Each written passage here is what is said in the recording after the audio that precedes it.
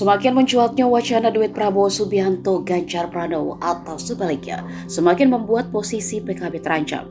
Jika duet itu benar-benar terjadi, secara otomatis Muhaimin Iskandar yang digadang-gadang akan jadi wakil Prabowo di Pilpres 2024 bakal tersingkir. Sejak Gerindra PKB memutuskan berkoalisi, Partai Kebangkitan Bangsa sudah mendorong Ketua Umum sebagai wakil presiden mendampingi Prabowo. Namun hingga kini pun Prabowo belum mendeklarasikan siapa wakilnya, sehingga muncullah wacana duetnya bersama Ganjar Pranowo. Muhaimin menanggapi wacana duet tersebut. Dia memastikan koalisi Partai Gerindra PKB secara otomatis bubar jika dirinya tak dipasangkan dengan Prabowo.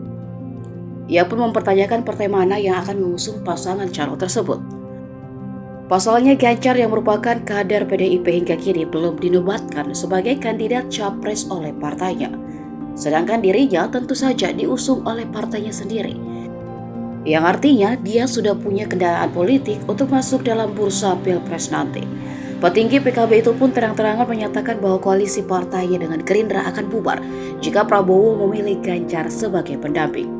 Ia pun mengatakan PKB tidak tertarik dengan wacana duet pasangan Ganjar Prabowo.